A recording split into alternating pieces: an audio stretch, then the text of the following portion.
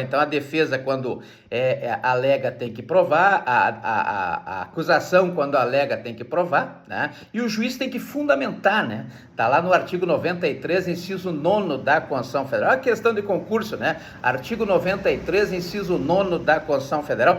Toda decisão judicial tem que ser fundamentada, né? Então, nós temos 3 fases aí do processo. A primeira fase é a de cognição ou de conhecimento, onde se busca o direito, se reconhece o direito. A segunda fase, que é a fase de tutela, né? A fase de execução, a fase executiva, é aquela fase em que se entrega o direito, se mostra o direito, se leva o direito ao conhecimento daquele que tem direito, né? Então, é a satisfação do direito, é reconhecido lá na primeira fase, que é a fase de cognição. E uma terceira fase, que é a chamada fase cautelar. Essa não tem, ela cabe nos dois, né? Cabe tanto na ação de cognição quanto na ação de execução, né? Então veja que o título para ser executivo, para ser pago, ele tem que passar por um processo de execução. A pessoa, para cumprir uma pena, tem que passar pela execução, na Lei de Execuções Penais, a Lei 7.210 de 84, etc., né? Então nós temos aí essa terceira fase,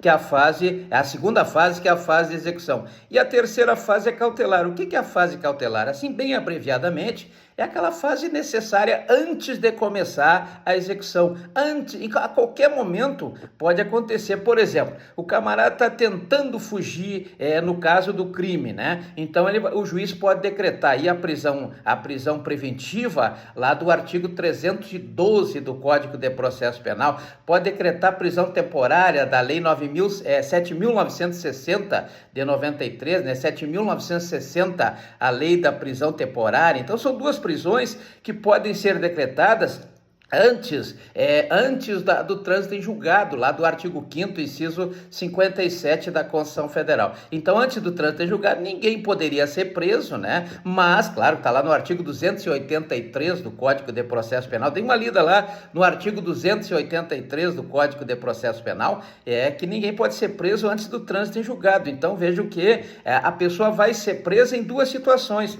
Ou prisão preventiva, naqueles casos lá do artigo 312 do Código de Processo Penal, ou naquele caso da Lei 7.960 de 93, que é a Lei das Prisões Temporárias, né? Então, prisões preventivas ou prisões temporárias, depois elas serão descontadas lá na frente, quando sair a condenação de verdade, né? Serão descontados esses dias aí que ficou preso. Isso é a chamada detração lá do artigo 42 do Código Penal, detração do artigo 42. Então, desconta lá na frente por causa do bis in idem, né? O famoso bis in idem, que é vedado aí pelo Pacto de São José da Costa Rica, né? São José da Costa Rica, lá no artigo 7º, né? Muito bem. Então, as cautelares são aquelas medidas que podem ser tomadas antes mesmo do trânsito em julgado. Por exemplo, o artigo 282 do Código de Processo Penal, também, isso no caso das prisões,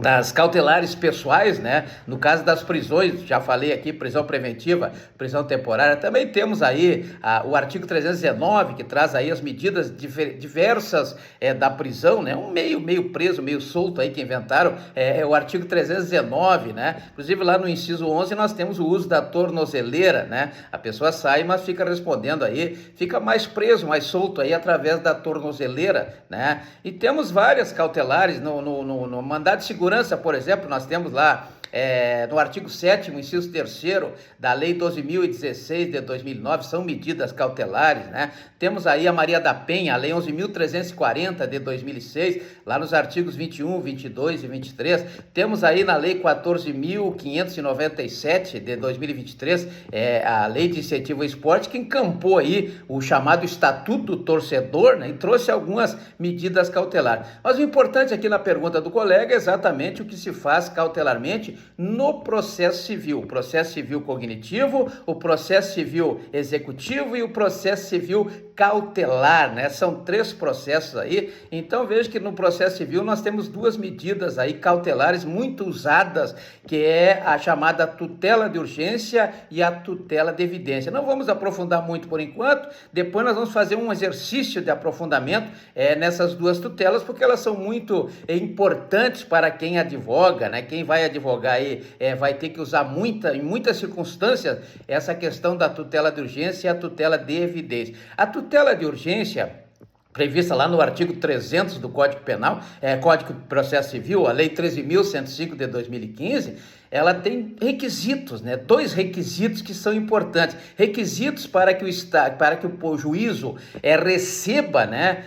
O antecipe, porque na verdade quando eu falo em cautelar, eu estou falando numa medida que é uma visualização ao final do processo. Eu me adianto lá na fase de execução e retorno com essa medida aqui no início, em limine, no início do processo de conhecimento. Então, cautelar é isso, é puxar o que está enxergando lá na frente pode acontecer isso, então eu vou puxar para cá. Essa é a medida cautelar. Então, esse pedido de tutela cautelar, tutela de urgência, é um pedido de antecipação de alguma medida para proteger o processo, proteger a pessoa. E no caso da tutela de urgência, 2 são os elementos, né? O primeiro elemento são aqueles elementos que possam evidenciar a probabilidade do direito. Eu tenho que mostrar que aquele fato está enquadrado no direito, aquele fato pertence à linha do direito, está enquadrado e é imposto à sociedade o cumprimento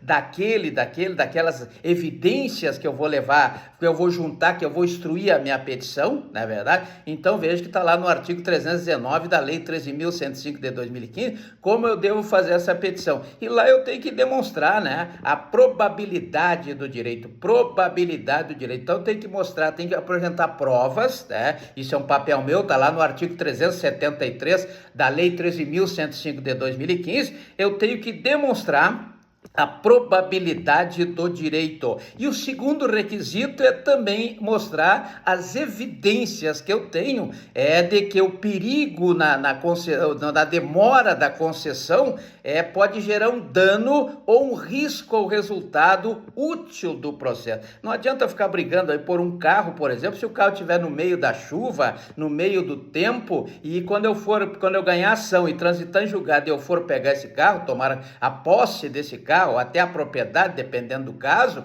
eu terei aí só as rodas, talvez nem as rodas mais. Para que vai me servir esse processo? Para que o Estado vai gastar o dinheiro do povo para um processo que não vai ter resultado útil, né? Então, para evitar isso aí, evitar o dano, evitar riscos, né, eu vou pedir, então, a tutela de urgência, como demanda o artigo 300 lá do Código de Processo Civil da Lei 13.105 de 2015. Probabilidade do direito e dano ou risco ao resultado útil do processo. Então, as provas têm que evidenciar que existe a probabilidade do direito e que pode ocorrer um dano ou corre-se um risco ao resultado útil do processo. Por exemplo, no mandado de segurança é diferente, né? O mandado de segurança, como eu já falei, prevê lá no artigo 7º, inciso 3º da Lei 12.016 de 2009, que deve-se demonstrar isso incontestavelmente, sem dúvida alguma, por documentos. Não existe prova testemunhal no mandado de segurança, né? Só existe prova documental. Então, os documentos têm que comprovar, logicamente, a existência, primeiro, do periculo in mora, o perigo na demora, né? Que é quase que a probabilidade ou a evidência do perigo ao dano, né, do perigo de dano ou de risco, né? Então veja que o periculo in mora lá do mandado de segurança está lá no artigo 7º, inciso 3º da Lei 12.016 de 2009. O mandado de segurança é um remédio constitucional, está lá no artigo 5º, inciso 69 e 70, no caso do mandado de segurança coletivo, né? Inciso 70, mandado de segurança coletivo, né? Então veja que o periculo in mora, o perigo na demora, é um receio, né, que existe de que a demora na resolução, na concessão desse mandado de segurança cause um grave dano ou difícil de reparar ao direito pretendido pelo autor. Então, na verdade, pode acontecer aí, né, a demora na resolução do processo. Um exemplo que eu posso colocar aqui é uma pessoa que precisa aí urgentemente de uma cirurgia, tem que praticar cirurgia, senão ele vai morrer, né? E ele pode sofrer danos permanentes se a cirurgia for adiada. Claro, vai morrer, vai ser um dano permanente. Ou mesmo que ele perca um membro,